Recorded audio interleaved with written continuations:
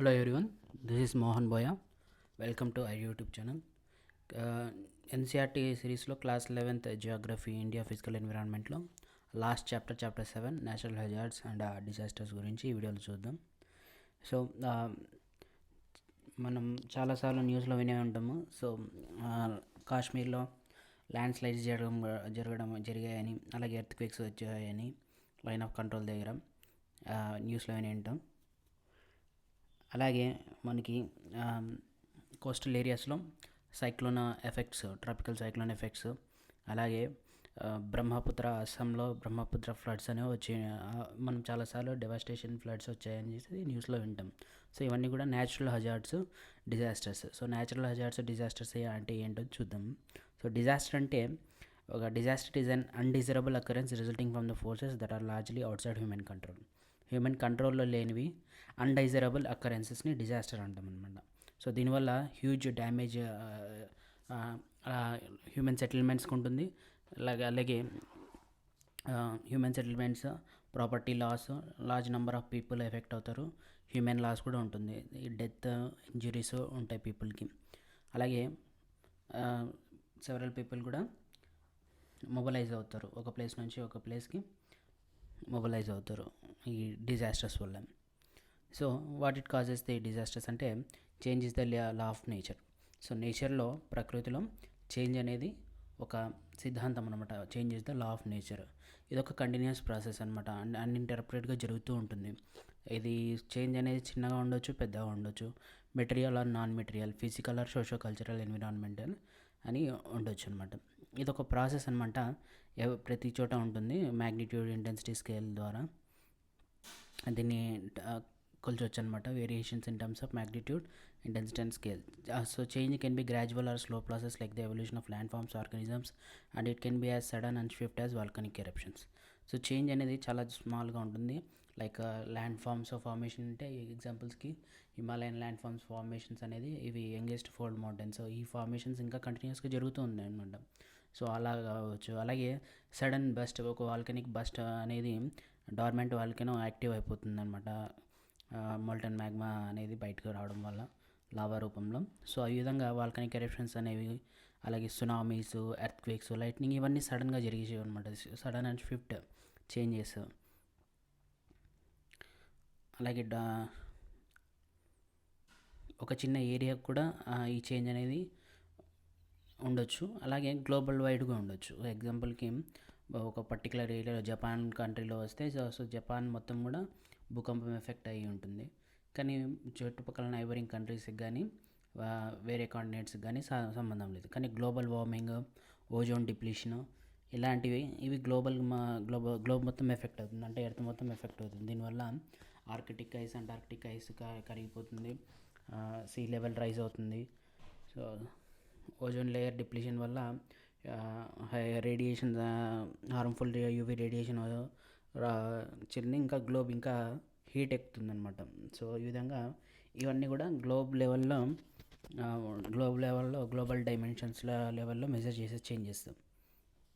So change అనేది ఒక particular ప్లేస్కి అంకితమై ఉంటుంది. ఇంకా అలాగే గ్లోబల్ లెవెల్లో కూడా ఉంటుంది అనమాట. చేంజ్ అనేది ఎలాగైనా ఉంటుంది. So beside these changes have different meanings for different people. So it depends upon the perspective one takes while trying to understand them. From the perspective of nature, changes are value neutral, but from the human perspective, these are value loaded. So change కూడా మనం చూసే విధంగా ఉంటుంది. So nature పర్స్పెక్టివ్లో చూస్తే నేచర్కి పెద్దగా ఏమీ difference ఉండదు. చేంజ్ గుడ్ కాదు, బ్యాడ్ కాదు, అలాగే న్యూట్రల్గా ఉంటుంది నేచర్ సైడ్కి అయితే.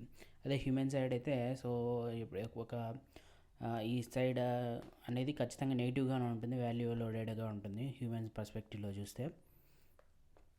దాంట్లో కొన్ని చేంజెస్ డిజైరబుల్గా ఉంటాయి, కొన్ని చేంజెస్ అన్డిజైరబుల్గా ఉంటాయి. ఎగ్జాంపుల్కి సీజన్స్ చేంజ్ అవుతుంది, డే అండ్ నైట్ చేంజ్ అవుతుంది మనకి, అలాగే క్లైమేట్ చేంజ్ అవుతుంటుంది, టెంపరేచర్స్ చేంజ్ చేస్తుంటాయి. ఇవన్నీ కూడా కొన్ని వాల్యూ యాడెడ్ అయ్యేది అనమాట హ్యూమన్స్ కోసం. పాజిటివ్గానే ఉంటుంది change of seasons, ripening of fruits ఇవన్నీ.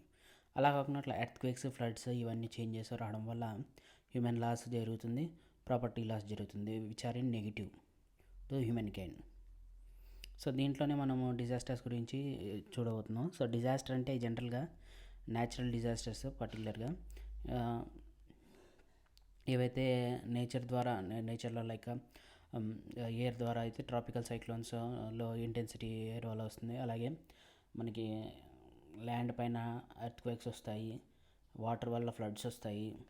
సో ఈ విధంగా నేచర్ నుంచి వచ్చే వాటిని మనం న్యాచురల్ హజార్డ్స్ అని పిలుస్తాం. So for a long time geographical literature ఇదంతా కూడా ఏం చేస్తుంటే న్యాచురల్ ఫోర్సెస్ ద్వారా జరిగాయి కాబట్టి ఇవన్నీ న్యాచురల్ హజార్డ్స్ అంటాం. కానీ directly or indirectly humans involvement కూడా ఎక్కువ అవుతుంది అనమాట. హ్యూమన్స్ విక్టిమ్సే కాకుండా కొన్ని earth quakes like land slides ఇవన్నీ జరగడానికి సో ఒక ప్లేస్లో కన్స్ట్రక్షన్స్ కానీ అవన్నీ జరుగుతుంది అనమాట వల్నరబుల్ ఏరియాస్లో. సో హ్యూమన్ కాజ్ కూడా ఉందన్నమాట. హ్యూమన్ యాక్టివిటీస్ వల్ల కూడా ఈ డిజాస్టర్స్ అనేవి వస్తున్నాయి. ఎగ్జాంపుల్స్కి మనకి భోపాల్ గ్యాస్ ట్రాజెడీ అనమాట. సో పీపుల్ నెగ్లిజెన్స్ అంటే అక్కడ కార్బైడ్ ఫ్యాక్టరీ ఫర్టిలైజర్ కంపెనీ అది. సో అది అక్కడ యూజ్ చేసే కార్బైడ్ ఫ్యాక్టరీ అది fertilizer company. So gas maintenance సరిగా చేయక ఆ నెగ్లిజెన్స్ వల్ల నైట్ మొత్తం గ్యాస్ లీక్ అయిపోయి విదిన్ అవర్స్లోనే వేల మంది చనిపోయారు. భోపాల్ గ్యాస్ ట్రాజెడీ అనమాట. ఇది హ్యూమన్ మేడ్ డిజాస్టర్. అలాగే Chernobyl nuclear disaster. Chlorofluorocarbons ఎక్కువ యూజ్ చేస్తున్నాం మనము. ఓజోన్ గ్యాసెస్ రిలీజ్ అవుతుంది దానివల్ల. అలాగే గ్రీన్ హౌస్ గ్యాసెస్ రిలీజ్ అవుతుంది. దీని ద్వారా గ్రీన్ హౌస్ గ్యాసెస్ ద్వారా టెంపరేచర్ పెరుగుతుంది, గ్లోబల్ వార్మింగ్ పెరుగుతుంది. అలాగే ఎన్విరాన్మెంటల్ పొల్యూషన్ చేస్తున్నాం, noise pollution, air, water, soil pollution ఇవన్నీ చేస్తున్నాం. ఇవన్నీ కూడా మ్యాన్ మేడ్ అనమాట, directly involvement by human actions. అలాగే కొన్ని చోట్ల కన్స్ట్రక్షన్స్ చేయకూడని ఏరియాస్లో కూడా కన్స్ట్రక్షన్ చేస్తున్నాం అనమాట. సో ఇవన్నీ కూడా హ్యూమన్ ఇండైరెక్ట్గా ఇన్వాల్వ్ అయిన లైక్ ల్యాండ్ స్లైడ్స్, ఫ్లడ్స్ రావడానికి డిఫారెస్టేషన్ చేస్తున్నాం. అలాగే అన్సైంటిఫిక్ ల్యాండ్ యూజ్ చేస్తున్నాం. ఫ్రెజైల్ ఏరియాస్లో కన్స్ట్రక్టివ్ యాక్టివిటీస్ చేస్తున్నాం. అంటే ఇవన్నీ కూడా ఇండైరెక్ట్ యాక్షన్స్, హ్యూమన్ యాక్షన్స్ వల్ల వచ్చినవి. It is a common experience that human-made disasters have increased both in numbers and magnitudes over the years, and concerted efforts are various level to prevent and minimize their occurrence. So human made ఈ డిజాస్టర్స్ని తగ్గించడానికి కొన్ని efforts కూడా పెడుతున్నాం అనమాట. So through the success have been only nominal so far. ఇప్పటి వరకు కూడా ఇవన్నీ కూడా మాత్రమే సక్సెస్ అయినాయి, పెద్ద సక్సెస్ కాలేదన్నమాట. It is possible to prevent some of these disasters created by human actions. As opposed to this, very little is possible to prevent natural disaster. Therefore, the best way is how to emphasize on natural disaster mitigation and management. So నేచురల్గా nature ద్వారా వచ్చే డిజాస్టర్స్ని మనం ఆపలేమన్నమాట human actions ద్వారా.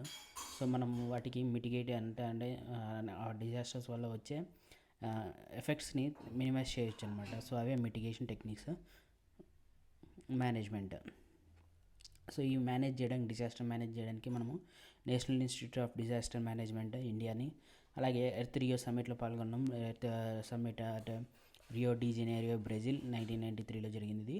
అలాగే world conference and disaster management at Yokohama జపాన్లో జరిగిన 1994లో disaster management world కాన్ఫరెన్స్లో కూడా పాల్గొనడం జరిగింది. దీనివల్ల మనం డిజాస్టర్స్ని మిటిగేట్ చేసి మేనేజ్ చేయొచ్చు అనమాట.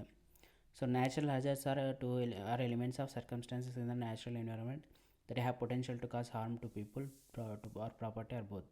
సో న్యాచురల్ హజార్డ్స్ అనేవి న్యాచురల్ ఎన్విరాన్మెంట్ సర్కమ్స్టాన్సెస్లో జరిగేవి. ఇది పీపుల్కి, ప్రాపర్టీకి రెండింటికి ఎఫెక్ట్ అవుతుంది అనమాట. సో ఇవి they may be swift or permanent aspects of the respective environmental settings like currents in the oceans, steep slope and unstable structural features in the Himalayas, or extreme climatic conditions in deserts or glaciated areas. As compared to natural hazards, natural disasters are relatively sudden and cause large-scale widespread death, loss of property, and disturbances to social systems and life over which people have a little or no control. Natural హజార్డ్స్తో compare చేస్తే natural disasters అనేవి సడన్గా ఉంటాయి. దీనివల్ల large స్కేల్లో death, loss అన్న property జరుగుతుంది. అలాగే సోషల్ సిస్టమ్ కూడా ఎఫెక్ట్ అవుతాయి అన్నమాట.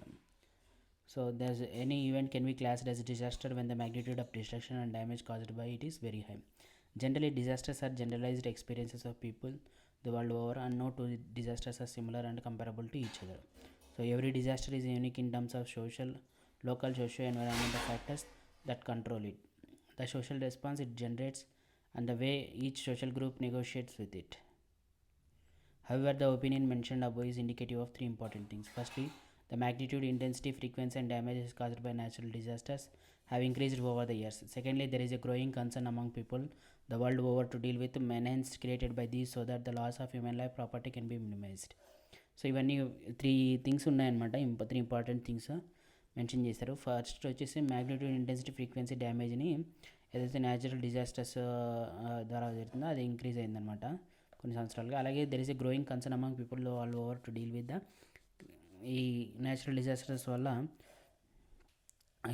ఒక గ్రోయింగ్ కన్సర్న్ అయితే ఉందన్నమాట. దీనివల్ల loss of human life and property అనేది తగ్గించవచ్చు అని. అలాగే finally the significant changes have taken place in pattern of natural disasters over the years.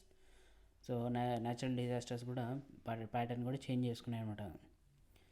So there also been a perception natural disasters and hazards. Previously hazards and disasters in 2 closely associated and interrelated phenomena. So natural hazards, disasters ఇవన్నీ కూడా closely అసోసియేటెడ్గా చూసారనమాట. Areas prone to natural hazards are more vulnerable to disasters. So ఎక్కడైతే natural hazards ఎక్కువ వస్తాయో అక్కడ పెద్ద disasters జరగడానికి ఛాన్సెస్ ఎక్కువ ఉన్నాయన్నమాట. Hence people avoided tampering with the delicate balance that existed in ecosystem. So natural ఎకోసిస్టంలో ఏదైతే బ్యాలెన్స్ ఉందో, అంటే హ్యూమన్ ఇంటర్వెన్షన్ ఎక్కువగా లేకున్నట్ల, సో న్యాచురల్ బ్యాలెన్స్ ఏదైతే ఉందో అది దాన్ని డిస్టర్బ్ చేయకుండా ఉన్నారు. సో ఒకవేళ అక్కడ చేస్తే లైక్ ఫ్రెజైల్ ఏరియాస్లో, ఎక్కువ ల్యాండ్ స్లైడ్స్ జరిగే ఏరియాస్లో కన్స్ట్రక్షన్స్ చేస్తే అక్కడ హ్యూజ్ డ్యామేజ్ జరుగుతుంది. డిజాస్టర్స్ వల్ల హ్యూమన్ లాస్ ఎక్కువ ఉంటుంది, ప్రాపర్టీ లాస్ ఉంటుంది. సో అలాంటి చోట బ్యాలెన్స్ని, డెలికేట్ బ్యాలెన్స్ని మెయింటైన్ చేస్తూ ఉన్నారనమాట. ఆ ట్యాంపరింగ్ చేయలేదనమాట బ్యాలెన్స్ని. So people avoided intensification their activities in such areas and that is how disasters were less damaging. Technological power has given large capacity to human intervention in nature. Consequently, now human beings tend to intensify their activities into disaster-prone areas, increasing their vulnerability to disasters. Colonization of floodplains of most of the rivers and development of large cities and port towns like Mumbai and Chennai along the coast and touching the shore due to high land values make them vulnerable to the occurrence of cyclones, hurricanes and tsunamis. So these observations can also be corroborated in the given table. So ఇక్కడ మనకి disasters జరిగినవి 1948 నుంచి different కంట్రీస్లో చూసామన్నమాట. Soviet యూనియన్లో earthquakes వచ్చాయి, almost 1,10,000 people చనిపోయారు. అలాగే చైనాలో ఫ్లడ్స్, ఈస్ట్ పాకిస్తాన్, బంగ్లాదేశ్లో tropical cyclones, Iran, Peru, east Pakistan, ఇండియాలో ట్రాపికల్ సైక్లోన్స్ వల్ల 30,000 మంది చనిపోయారు 1971లో. అలాగే 2004లో ఇండోనేషియా, శ్రీలంక, ఇండియాలో సునామీ వచ్చింది, దీనివల్ల 5 లక్షల మంది చనిపోయారు. అలాగే 2005లో పాకిస్తాన్, ఇండియాలో ఎర్త్క్వేక్స్ వచ్చాయి, 70,000 మంది చనిపోయారు. సో ఇంతమంది హ్యూజ్ పీపుల్ లాస్ అనేది ఎక్కువ ఉందన్నమాట. So it is evident from the table that natural disasters have widespread loss of life and property. ఈ టేబుల్ నుంచి మనకి భారీ మొత్తంలో ప్రజల జీవితాన్ని నష్టపోతున్నారు, అలాగే ప్రాపర్టీ డ్యామేజ్ కూడా జరుగుతుందని మనకు అర్థమవుతుంది. సో దీన్ని తగ్గించడానికే గవర్నమెంట్ ఒక కన్సర్టెడ్ ఎఫర్ట్స్ అనేది తీసుకోవాల్సిన అవసరం వచ్చిందనమాట. సో గ్లోబల్ లెవెల్లో ఇదే మనకి యూఎన్లో ఈ ఇష్యూని రేస్ చేశారన్నమాట. జనరల్ అసెంబ్లీ 1989లో. తర్వాత వరల్డ్ కాన్ఫరెన్స్ అనేది జరిగింది డిజాస్టర్ మేనేజ్మెంట్ పైన యొకోహామాలో 1944లో జపాన్లో. సో దీని నుంచి యొకోహామా స్ట్రాటజిక్ ప్లాన్ ఆఫ్ యాక్షన్ అనేది కాన్ఫరెన్స్ నుంచి వచ్చిందనమాట. సో ఈ కాన్ఫరెన్స్లో తర్వాత మనకి క్లాసిఫికేషన్ చేశారు న్యాచురల్ డిజాస్టర్స్ని 4 టైప్స్ అని క్లాసిఫికేషన్ చేశారు. సో దాన్ని క్లాసిఫికేషన్ ఆఫ్ న్యాచురల్ డిజాస్టర్స్ చూస్తే అట్మాస్ఫిరిక్ వచ్చేసి బ్లిజార్డ్స్, థండర్ స్టార్మ్స్, లైక్ ఇవి classification based on air, land, water and life. ఈ బయాలజికల్గా ప్లాంట్స్, అనిమల్స్ ఇవన్నీ వస్తున్నాయి. అలాగే వైరల్, బ్యాక్టీరియల్ డిసీజెస్కి వస్తున్నాయి. అలాగే కోవిడ్ని కూడా ఇంక్లూడ్ చేయొచ్చు. ఇది రీసెంట్గా వచ్చిన డిజాస్టర్, అది bird flu, dengue, biological disaster, Covid etcetera. Aquatic వచ్చేసి floods, tidals, ocean currents, storm surge, tsunami ఇవన్నీ వాటర్ నుండి వచ్చేవి. సో ల్యాండ్ పైన అయితే earthquakes, volcanic eruptions, land slides, avalanches, subsidence, soil erosion ఇవన్నీ. సో ఇవన్నీ కూడా ఎయిర్కి సంబంధించి. So Yokohama strategy and national decade for natural disaster reduction నుంచి మనకి 1994లో జరిగింది వరల్డ్ కాన్ఫరెన్స్ జపాన్లో. సో దాని నుంచి కొన్ని రెజల్యూషన్స్లో వరల్డ్ కాన్ఫరెన్స్లో రెజల్యూషన్ పాస్ చేశారనమాట. సో దాంట్లో ఉన్నవి every country has sovereign responsibility to protect it's citizens. So ప్రతి కంట్రీకి వాళ్ళకి సార్వభౌమత్వం అనేది ఉంటుంది వాళ్ళ ప్రజల్ని కాపాడుకోవడానికి. అలాగే దీంట్లో ఎక్కువ ప్రియారిటీ ఇవ్వాల్సింది డెవలపింగ్ కంట్రీస్కి అనమాట. సో డెవలప్డ్ కంట్రీస్ కంటే డెవలపింగ్ కంట్రీస్కి, లీస్ట్ డెవలప్డ్ కంట్రీస్కి ఎక్కువ ప్రిఫరెన్స్ ఇవ్వాలి. అలాగే స్మాల్ ఐలాండ్ డెవలపింగ్ స్టేట్స్కి. సో సునామీస్ వచ్చినప్పుడు స్మాల్ ఐలాండ్ స్టేట్సే ఎక్కువ ఎఫెక్ట్ అవుతాయి. సో ల్యాండ్ లాక్డ్ కంట్రీస్ అయితే ఎర్త్క్వేక్స్ వచ్చినప్పుడు ఎక్కువ ఎఫెక్ట్ అవుతాయి. So it will develop and strengthen national capacities and capabilities and where appropriate national legislation for natural and other disaster prevention, mitigation and preparedness, including the mobilization of non-governmental organizations and participation of local communities. So national capacity లెవెల్లో అంటే national లెవెల్లోనే కాకుండా local లెవెల్గా ఈ disaster management క్యాపబిలిటీస్ని strengthen చేసుకోవాల్సిన అవసరం ఉంది. అలాగే non governmental organisations కూడా దీంట్లో ఇంక్లూడ్ చేసుకోవడం ద్వారా ఎన్జిఓస్ లాంటివి అలాగే లోకల్ కమ్యూనిటీస్ని ఇంక్లూడ్ చేసి ఈ డిజాస్టర్ మేనేజ్మెంట్లో ఇన్వాల్వ్ చేయాలని. అలాగే it will promote and strengthen sub regional international cooperation in activities to prevent reduce mitigate natural and other disasters. So natural డిజాస్టర్స్ని గ్లోబల్ లెవెల్లోన అలాగే నేషనల్ లెవెల్లోన సబ్ రీజనల్ లెవెల్లోన కూడా ఉండాలని చెప్పేసి. సో ఇవి న్యాచురల్ డిజాస్టర్స్ మేనేజ్మెంట్కి సంబంధించి. సో దాంట్లో భాగంగా human and institutional capacity building and strengthening. Human institutional కెపాసిటీని బిల్డ్ చేసి వాటిని స్ట్రెంథెన్ చేయాలి. అలాగే టెక్నాలజీ చేంజ్ చేయాలి. Collection, dissemination, utilization of information, mobilization of resource mobilization అనేది ఈ రిజర్వేషన్లో పాస్ చేసినవి అనమాట ఇవన్నీ కూడా.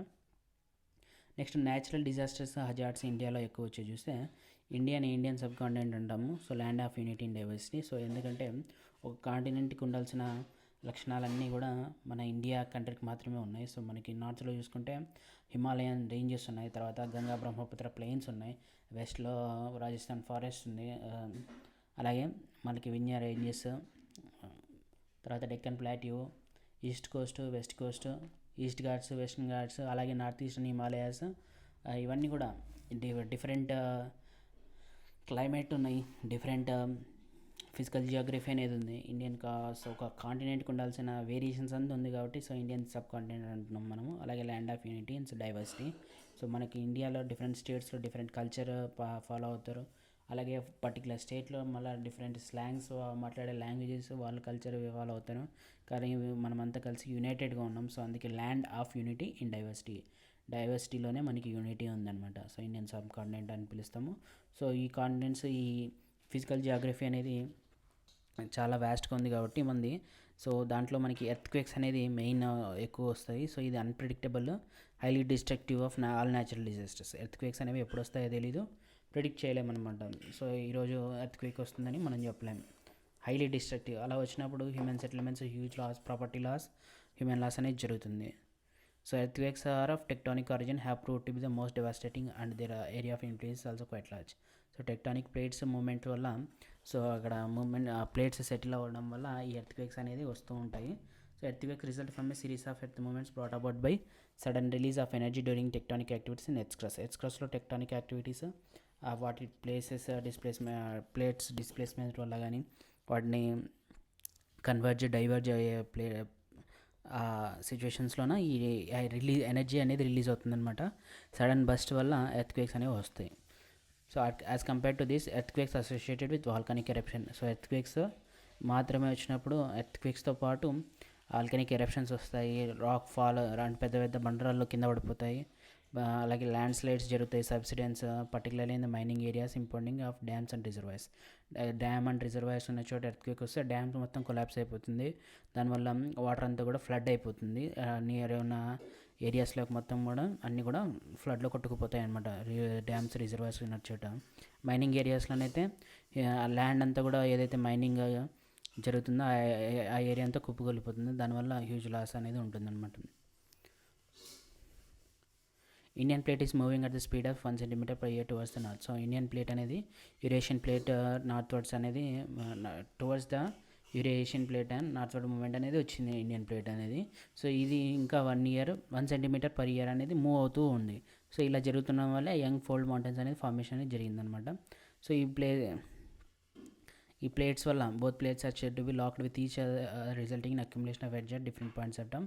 So excessive accumulation of energy result in building of stress which ultimately lead to the breaking up of flocks and sudden release of energy causes earthquakes along the Himalayan arc. So Himalayan ఆర్క్లో ఎందుకు వస్తుందంటే so Himalayan ఆర్క్లో formation అప్పుడు 2 plates collide అవుతుంది కాబట్టి so energy accumulation జరుగుతుంది. సడన్గా energy release అయినప్పుడు earthquakes అనేది వస్తాయి. సో జమ్మూ కాశ్మీర్ రీజన్, హిమాచల్ ప్రదేశ్, ఉత్తరాంచలం, Sikkim, Darjeeling, west Bengal, 7 states of north east ఇవన్నీ కూడా హైలీ ప్రోన్ ఏరియాస్ అనమాట. వెరీ హై డ్యామేజ్ రిస్క్లో ఉన్నవి. సో ఈ అలాగే మనకి సెంట్రల్ వెస్టర్న్ పార్ట్స్, అలాగే గుజరాత్, మహారాష్ట్ర కూడా ఎర్త్క్వేక్స్ వస్తాయి. మనకి పిక్చర్లో a damaged building due to earthquake వల్ల వచ్చిన బిల్డింగ్ డ్యామేజ్ అనేది పిక్చర్లో ఇది. So earth scientist have found it difficult to explain the occurrence of earthquakes. So peninsula బ్లాక్లో ఎర్త్క్వేక్స్ రావడం అనేది ఎక్స్ప్లెయిన్ చేయలేకపోయారు. Recently some earth scientist have come up with a theory of emergence of fault line and energy build-up along the fault line represented by the river Bhima, Krishna near Latur and Osmanabad, Maharashtra, and the possible breakdown of Indian plate. So ఈ విధంగా మనకి earthquakes, Indian earthquake hazard zones అనేవి అనమాట classify చేశారనమాట. Earthquakes అన్నీ కూడా very high damage risk zone అని, high damage risk zone అని, మోడరేట్ డ్యామేజ్ రిస్క్ జోన్ అని, low damage risk zone and very low damage risk zone. దీన్ని క్లాసిఫై చేసింది National Geophysical Laboratory, Geological Survey of India, Department of meteorology. So వీళ్ళు మనకి ఎక్కడైతే ఎక్కువ affected earthquakes వల్ల ఎక్కువ వస్తాయో ఆ రీజన్స్ని very high damage risk zone అని, ఈ north eastern states, Himalayan states కొన్ని, ఇవన్నీ కూడా very high damage risk zone. దాని తర్వాత హై డ్యామేజ్ రిస్క్ జోన్ మొత్తం Jammu and Kashmir, Uttar Pradesh region, Bihar region, West Bengal region, some of the regions ఉన్నాయన్నమాట. అలాగే moderate damage risk zone, so ఈ ప్లేన్స్, గంగా ప్లేన్స్ ఇవన్నీ కూడా. అలాగే లో డ్యామేజ్ రిస్క్ జోను ప్లాటీస్లో, డెక్కన్ ప్లాటీస్లో ఉన్నాయి. Very low damage risk zone, లో డ్యామేజ్ రిస్క్ జోన్ ఇవన్నీ కూడా ఉన్నాయన్నమాట. ఈ క్లాసిఫై చేశారు. సో ఎక్కువ వల్నరబుల్ వచ్చేసి మోస్ట్ వల్నరబుల్ ఏరియాస్ అన్నీ కూడా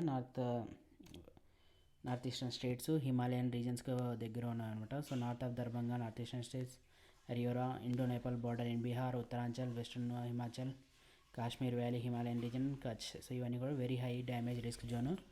next high damage risk zone వచ్చేసి Kashmir, Himachal Pradesh, northern parts of Punjab, eastern parts of Haryana, Delhi, western Uttar Pradesh, northern Bihar, ఇవన్నీ కూడా very high damage risk zone. Next moderate to very low damage risk zones ఉన్నాయి. So ఇక్కడ earthquakes అనేది తక్కువ నమోదవుతుంటాయి. సో కంప్లీట్గా జీరో అంటే అక్కడ earthquakes very low damage risk జోన్లో అసలు ఎర్త్క్వేక్స్ ఉండవని కాదు, వచ్చినా కానీ ఒక డెవాస్టేటింగ్ ఎఫెక్ట్ అనేది చూపించదు అనమాట. So socio environment consequences of earthquakes చూస్తే, so idea of an earthquake is often associated with fear and horror due to the scale and magnitude and sadness at which it spreads disaster on the surface of earth without discrimination. So ఎటువంటి discrimination లేకున్నట్లా అందరినీ ఒకే ఎఫెక్ట్గా చూపిస్తుంది ఇది. So scale, magnitude, suddenness వల్ల ఇది ప్రజల్లో చాలా ఫియర్ అండ్ హారర్ అనేది క్రియేట్ చేస్తుంది అనమాట. అసోసియేటెడ్ అయ్యింది fear and హారర్తో.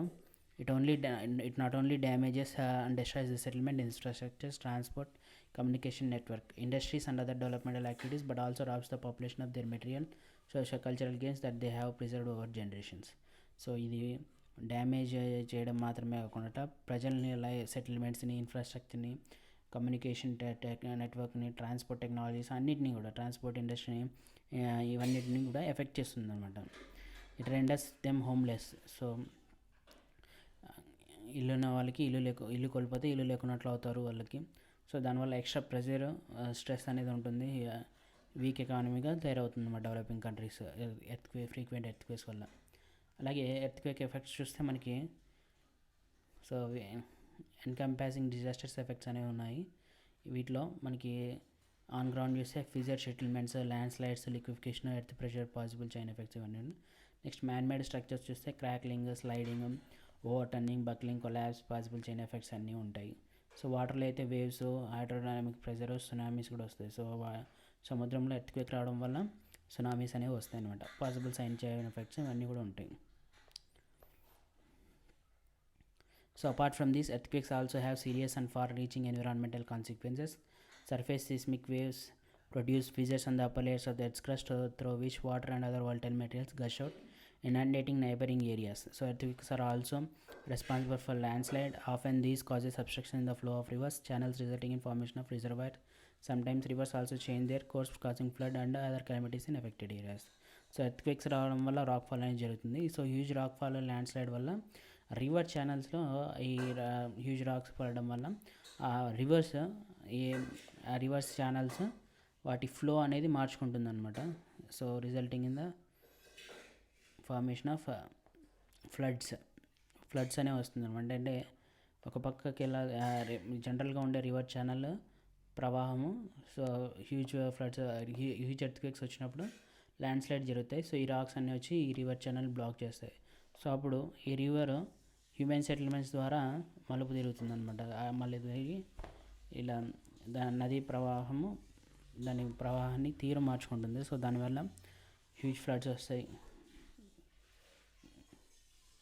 Next, earthquake hazard mitigation. Unlike other disasters, the damage caused by earthquakes are most devastating since it also destroys most of the transport, communication links. Providing timely relief to the victims becomes difficult. So ఇది జనరల్గా earthquakes వచ్చినప్పుడు అక్కడ ఉన్న communication networks అన్నీ దెబ్బతింటాయి, transports road కూడా damages అవుతాయి. కాబట్టి మిగతా న్యాచురల్ డిజాస్టర్స్ కంటే ఈ డిజాస్టర్ని మిటిగేట్ చేయడంలో, మేనేజ్ చేయడంలో డిఫికల్టీస్ ఉంటాయి అన్నమాట. సో అందుకే విక్టిమ్స్ ఎక్కువ సీరియస్ అవుతారు, అంటే వారిని ప్రొటెక్ట్ చేయడం ఇంకా డిఫికల్ట్ అవుతుంది. It is not possible to prevent the occurrence of an earthquake. Hence the next best option is to emphasis on disaster preparedness and mitigation rather than curative measures. So దీన్ని ముందుగానే అరికట్టలేం కాబట్టి disaster వచ్చిన తర్వాత preparedness అయ్యి ఆ disaster ద్వారా వచ్చిన డ్యామేజ్ని తగ్గించుకోగలవచ్చు అనమాట. Like establishing earthquake monitoring centres. So ఎక్కడైతే హై ఏరియాస్ ఉన్నాయో, very high damage risk zones ఉన్నాయో ఆ ఏరియాస్లో ఎర్త్ మానిటరింగ్ సెంటర్స్ ఎస్టాబ్లిష్ చేసి రెగ్యులర్గా మానిటర్ చేసి ఇన్ఫర్మేషన్ షేర్ చేయడం వల్ల వల్నరబుల్ ఏరియాస్ నుంచి పీపుల్ జీపీఎస్ ఇవన్నీ యూజ్ చేయడం వల్ల పీపుల్కి ఇన్ఫర్మేషన్ తెలియడం వల్ల వాళ్ళు వేరే ఏరియాకి షిఫ్ట్ అయ్యే ఛాన్సెస్ ఉంది. అలాగే preparing a vulnerability map of country. So very high damage risk zones ఎక్కడున్నాయి, లో డ్యామేజ్ రిస్క్ జోన్ ఎక్కడున్నాయి అని చెప్పేసి మ్యాప్ తయారు చేసేసి ప్రజల్లోని ఎడ్యుకేట్ చేయడం అనమాట పీపుల్ని. అలాగే modifying the house types and buildings. So Japan లాంటి కంట్రీస్లో ఎర్త్క్వేక్స్ అనేది చాలా ఫ్రీక్వెంట్గా వస్తూ ఉంటాయి. సో అందుకే జపనీస్ బిల్డింగ్స్ అన్నీ కూడా ఎర్త్క్వేక్ ప్రోన్ కన్స్ట్రక్షన్ టెక్నాలజీని యూజ్ చేస్తారనమాట. సో అలాంటి టెక్నాలజీని, టైప్స్ ఆఫ్ హౌస్ని ఎర్త్క్వేక్ వచ్చినా కానీ స్టేబుల్గా ఉండే హౌస్ని కన్స్ట్రక్ట్ చేసుకోవడం. Next, making it mandatory to adapt earthquake resistant designs and use light materials in major construction activities in vulnerable earthquake resistant డిజైన్స్నే అందరూ ఫాలో అయ్యేటట్టుగా వల్నరబుల్ ఏరియాస్లోన యాక్టివిటీస్ని చర్యలు తీసుకోవాలన్నమాట. మేజర్ కన్స్ట్రక్షన్స్ అన్నీ కూడా ఏవైతే హ్యూజ్ ఇన్ఫ్రాస్ట్రక్చర్స్ అవన్నీ ఉన్నాయో ఎర్త్క్వేక్ ప్రోన్ టెక్నాలజీతోనే డిజైన్ చేసేటట్టుగా చూసుకోవాలి. నెక్స్ట్ డిజాస్టర్ వచ్చేసి సునామీస్ అనేవి, సునామీ అంటే జపనీస్ టర్మ్లో లాంగ్ వేవ్ అని, హై వేవ్, పెద్ద వేవ్ అని. So earthquakes and volcanic eruptions that cause the sea floor to move abruptly resulting in sudden displacement of ocean water in the form of high vertical waves and called tsunamis. So tsunamis అనేవి vertical waves, ఇది చాలా high వచ్చి coastal areas పైన పడుతుంది కాబట్టి huge డిజాస్టర్గా ఉంటుందన్నమాట. So దీన్నే harbour waves or seismic waves అని కూడా పిలుస్తారు. So normally these seismic waves cause only instantaneous vertical wave, but after the initial disturbance a series of water waves are created in the water, but they oscillate between high crest and low trough in order to restore the water level. The speed of wave in the ocean depends upon the depth of water.